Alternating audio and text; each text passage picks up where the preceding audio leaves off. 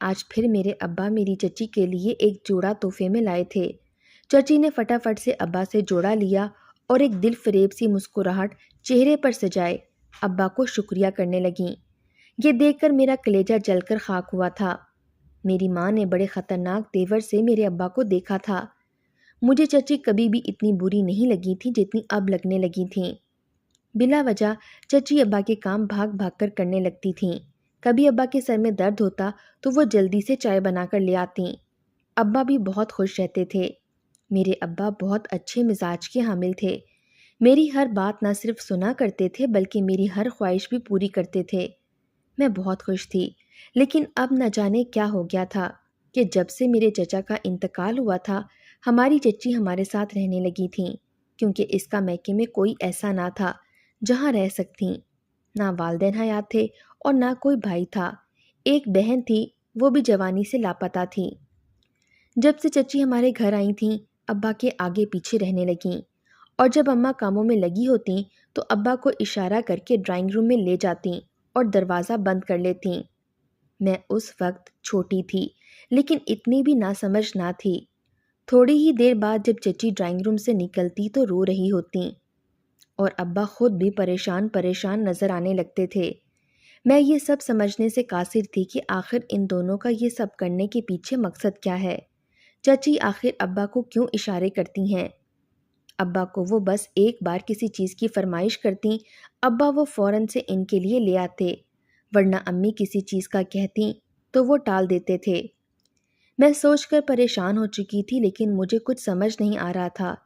اس کے بعد سے تو یہ سلسلہ ہی چل پڑا تھا۔ چچی اب ہفتے کے 4 دن ابا سے کبھی اپنے لیے کپڑے منگواتی تھیں تو کبھی کھانے کے لیے بازار کی چیزیں، اور جب جب چچی اپنے لیے چیزیں منگواتیں اسی رات اماں اور ابا کی زبردست لڑائی ہوتی تھی۔ مجھے یہ سب سمجھ نہیں آ رہا تھا، لیکن ایک روز جب بیٹھ کر میں نے ہر چیز پر غور کیا تو جو بات میری سمجھ میں آئی تھی، میرے سر پر آسمان ٹوٹ پڑا تھا۔ تو کیا ابا اور چچی ایک دوسرے کو پسند کرنے لگے تھے؟ کیا چچی یہ سب اس لیے کر رہی تھی کہ ابا اماں کو طلاق دے کر ان سے شادی کر سکے؟ یہ سوچتے میرے دل میں چچی کے لیے نفرت کی ایک لہر دوڑی تھی۔ اب میں نے سوچ لیا تھا میں ابا اور چچی پر نظر رکھنا شروع کر دوں گی اور سارے ثبوت اکٹھے کر کے اماں کو دکھاؤں گی۔ اماں بہت غصے والی تھی، لیکن وہ ابا سے دیوانگی کی حد تک محبت کرتی تھیں۔ اس عمر میں بھی وہ ابا کو کسی کی طرف آنکھ اٹھا کر دیکھنا تو دور، کسی بارے میں سوچنے کی اجازت بھی نہ دیتی تھیں۔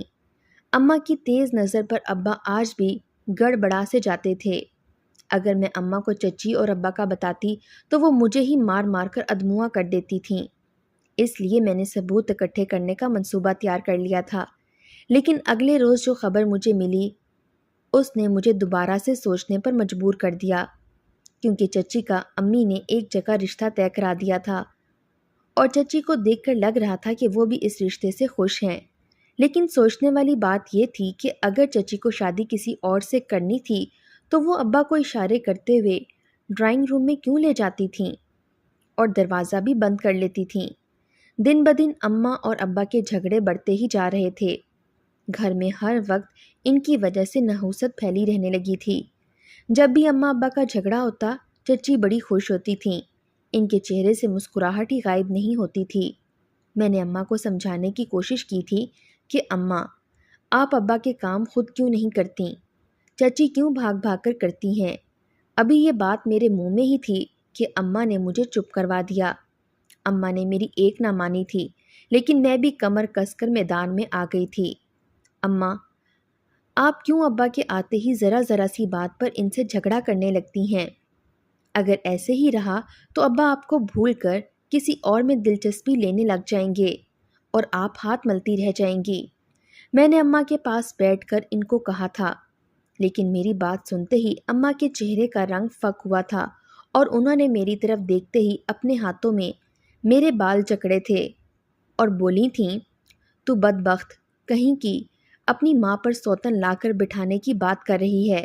تو جانتی ہے نا میں تیرے باپ سے کتنی محبت کرتی ہوں، پھر تو نے یہ الفاظ اپنی زبان پر لائے کیسے؟ خبردار، اگر تو نے آج کے بعد ایسا ویسا کچھ بھی سوچا یا کہا تو تیری زبان کاٹ دوں گی۔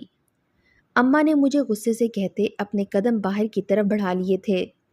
میری سوچ کے مطابق اماں تو کوئی بھی بات سننے کو تیار بھی نہ تھیں، تو ایسے میں کیسے وہ میری چچی والی بات کا یقین کر لیتیں؟ وہ چچی کو چھوٹی بہن کی طرح سمجھتی تھیں، کیونکہ وہ ان کی کزن بھی تھیں۔ اس لیے اگر میں چچی کے بارے میں کچھ کہتی تو اماں نے تو مجھے کمرے میں ہی بند کر دینا تھا۔ اماں چچی پر شک نہیں کر سکتی تھیں، بس ابا کو نظر باز سمجھتی تھیں، اس لیے جو کچھ بھی تھا میرے ہاتھ میں ہی تھا۔ میں نے دوبارہ سے ابا اور چچی پر نظر رکھنا شروع کر دی تھی۔ چچی روز اسی وقت ابا کو ڈرائنگ روم میں لے جاتی جس وقت اماں باورچی خانے میں مصروف ہوتیں۔ میں نے سوچ لیا تھا اب چچی کا راز کھول کر ہی رہوں گی۔ ہو سکتا ہے کہ چچی عین شادی والے دن ہی ابا سے شادی کا مطالبہ کر دے۔ ایک کے بعد ایک خیال میرے دل میں وہم ڈال رہے تھے۔ اس سے پہلے ابا اماں کو چھوڑتے مجھے سچ جاننا تھا۔ اگلے روز جب چچی ابا کو اشارہ کر رہی تھیں تو میں انہیں گھور گھور کر دیکھنے لگی۔ میری توجہ خود پر محسوس کرتے چچی پھیکا سا مسکرا پڑی تھیں، لیکن میں نے اپنے چہرے کے تاثرات نہ بدلے تھے۔ میں ہنوز چچی کو شعلہ بار نظروں سے گھور رہی تھی۔ ایک پل کے لیے تو میری آنکھوں میں اپنے لیے ایسا تاثر دیکھ کر چچی بکھلا گئی تھیں اور اس دن ڈرائنگ روم میں جانے کی بجائے جلدی سے اپنے کمرے میں چلی گئی تھیں۔ میں نے شکر کیا تھا چچی سے جان چھٹی تھی، لیکن یہ میری خام خیالی ہی تھی۔ اب جو آگے ہونے والا تھا وہ تو میں نے کبھی خواب میں بھی نہ سوچا تھا۔ ساری رات اماں اور ابا کے جھگڑے ہوتے رہے۔ ابا بالآخر رات 11 بجے گھر سے نکل گئے اور اس کے نکلتے ہی اماں نے اپنے آپ کو کمرے میں بند کر دیا تھا۔ اماں کو یوں کمرے میں بند دیکھ کر پتہ نہیں کیوں مجھے ہول سے اٹھ رہے تھے۔ میں نے جا کر بہت دروازہ پیٹا، لیکن اماں اپنی ضد کی پکی تھی۔ انہوں نے دروازہ نہ کھولا۔ ویسے بھی کافی دنوں سے اماں کو نفسیات کا مسئلہ شروع ہو چکا تھا۔ ڈاکٹر نے اس کی وجہ سے زیادہ سوچنا اور پریشانی لینا بتائی تھی۔ اماں دوائی کھاتی تو اس کی طبیعت بہتر رہتی تھی۔ میں اسی لیے پریشان تھی۔ چچی بھی شور سن کر اپنے کمرے سے باہر آ گئیں۔ میرے ساتھ اماں کا دروازہ بجانے لگیں، لیکن آدھا گھنٹہ گزر جانے پر بھی اماں نے دروازہ نہ کھولا تو میں چلا کر اماں کو دروازہ کھولنے پر اکسانے لگی تھی۔ اماں تجھے میری قسم ہے، دروازہ کھول دے، ابا واپس آ گیا ہے، اس نے وعدہ کیا ہے اب وہ تجھ سے کبھی نہیں لڑے گا۔ لیکن میری باتوں کا بھی ان پر کوئی اثر نہ ہوا تھا۔ مجھے اچانک سے بے چینی شروع ہو چکی تھی۔ میں نے جلدی سے دوپٹہ سر پر لیا اور باہر جا کر اپنے پڑوس والی آنٹی کو بلا لائی تھی۔ اس نے اپنے بیٹے سے کہہ کر دروازے پر جب زوردار 4 سے 5 ضربیں لگوائیں تو دروازہ کھل گیا۔ لیکن میری قسمت، میری اماں کی آنکھیں ہمیشہ کے لیے بند ہو چکی تھیں۔ اماں نے ابا اور چچی کی وجہ سے ذہنی اذیت سہتے ہوئے خودکشی کر لی تھی۔ مجھے یہی لگ رہا تھا، کیونکہ چند دن سے اماں چچی جو دیکھ کر ناگواری سے منہ بنانے لگتی تھیں، شاید ابا نے چچی کی محبت کا اعتراف اماں کے سامنے کر دیا ہوگا۔ میں اماں کے بے جان جسم سے لپٹ کر بہت روئی تھی، لیکن وہ اس جہان سے جا چکی تھیں، اور جہاں وہ گئی تھیں اس جہان سے واپسی ناممکن تھی۔ اماں کی تدفین کب ہوئی، کیسے ہوئی، مجھے کچھ خبر نہ ہوئی تھی۔ مجھے گہرا صدمہ لگا تھا، لیکن اماں کی موت کے بعد چچی میرے ساتھ ہمدردی جتانے لگی تھیں۔ محلے والوں کے سامنے مجھے اپنے سینے سے لگا کر کہتیں، میں ہوں نا تمہارے پاس، تم فکر مت کیا کرو۔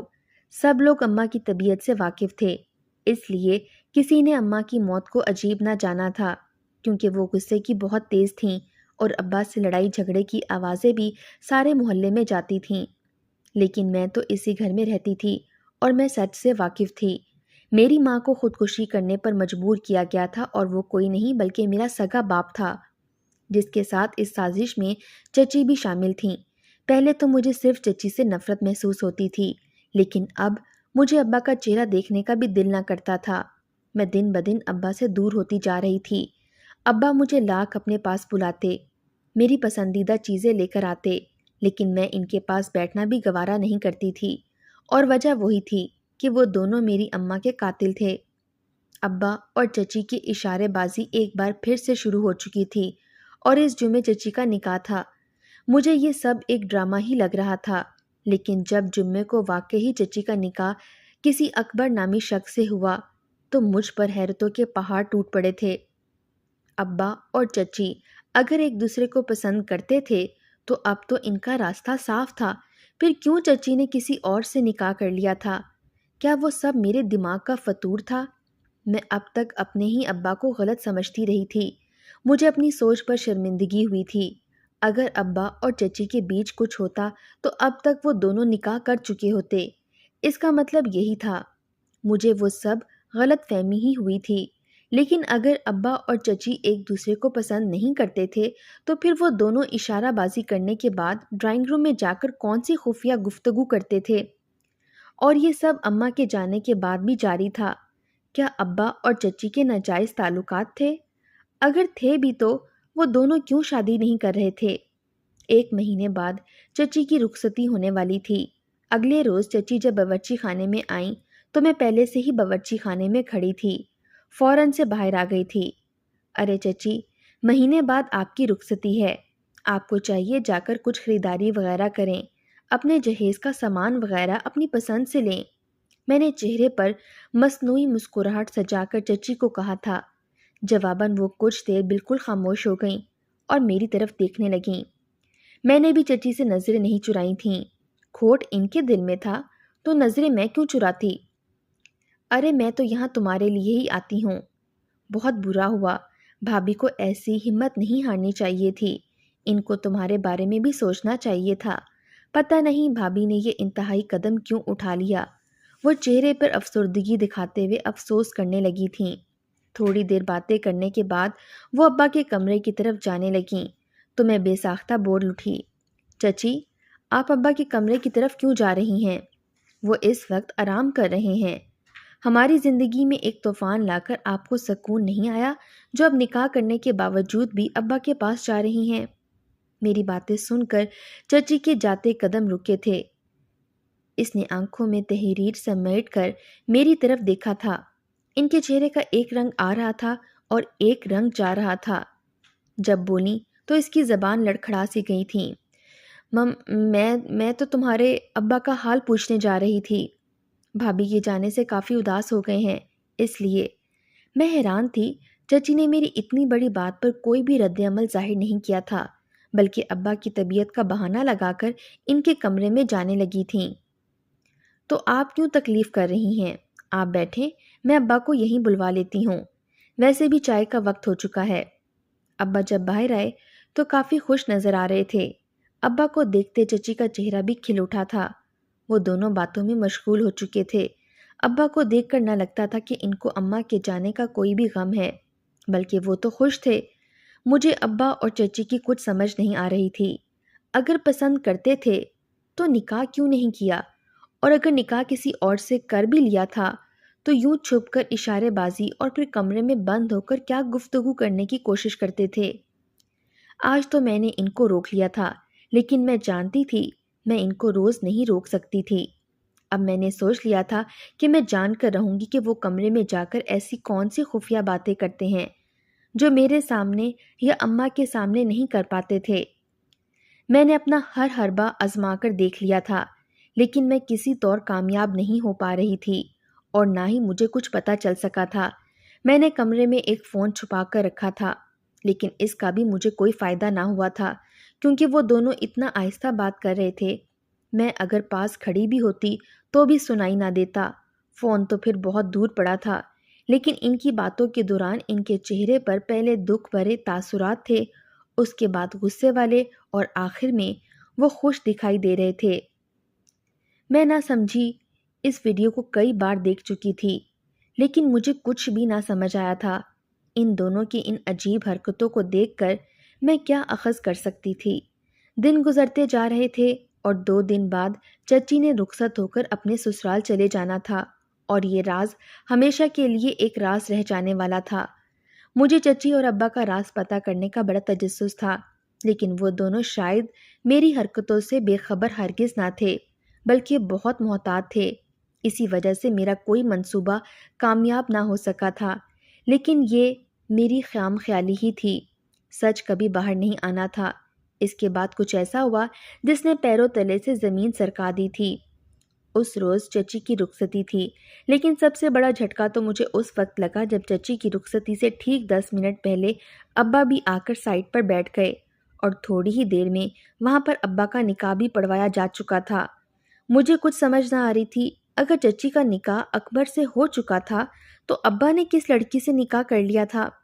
میں ان سوچوں میں پریشان کھڑی تھی جب ساری رسموں کے بعد چچی میری طرف آئی تھیں اور مجھے سینے سے لگا کر بہت زیادہ روئی تھی۔ میری بچی، مجھ سے نفرت نہ کرنا، میں نے کچھ غلط نہیں کیا، بلکہ جو کچھ بھی ہوا ہے بالکل صحیح ہوا ہے۔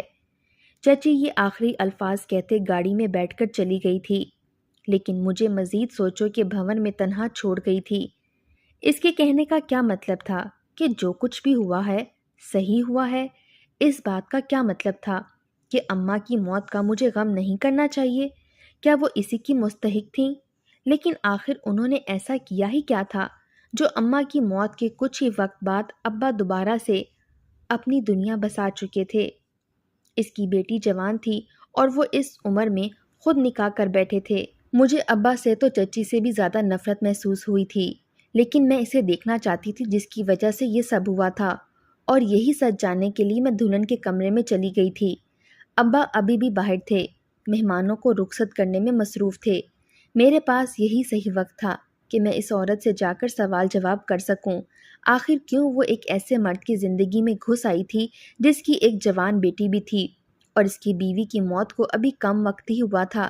شاید یہی وجہ تھی جس کی وجہ سے میرے ابا اور چچی نے میری اماں کے ساتھ وہ سب کیا تھا جس کے بدلے اماں نے خودکشی جیسا سخت قدم اٹھا لیا تھا۔ میں کمرے میں داخل ہوئی تو وہ بستر پر آرام سے بیٹھی ابا کا انتظار کر رہی تھیں۔ یہ جگہ میری اماں کی تھی جہاں وہ آج بڑی شان سے بیٹھی ہوئی تھی۔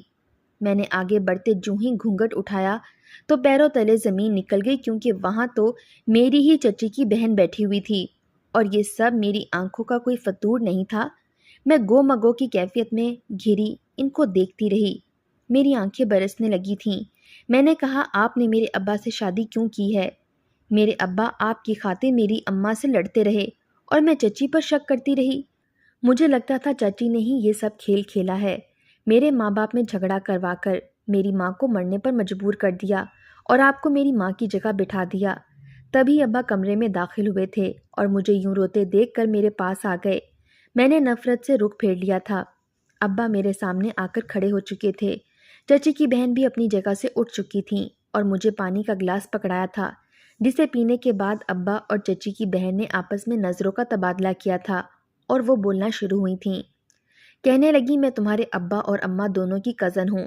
تمہارے ابا اور میں ایک دوسرے سے منسوب تھے، جس کی وجہ سے ہم دونوں ایک دوسرے کو پسند کرنے لگے تھے، اور ہمارے بارے میں سب کچھ جانتے ہوئے بھی تمہاری والدہ کو تمہارے ابا سے محبت ہو گئی، اور اسی محبت میں وہ اتنی اندھی ہو گئی تھیں کہ میرے خلاف سازش کر کے مجھے ایک حادثے میں مرا ہوا ثابت کروا کر سب کو یہ کہا کہ میں کسی اور سے محبت کرتی تھی، اور 1 سال بعد خود تیرے ابا سے شادی کر لی۔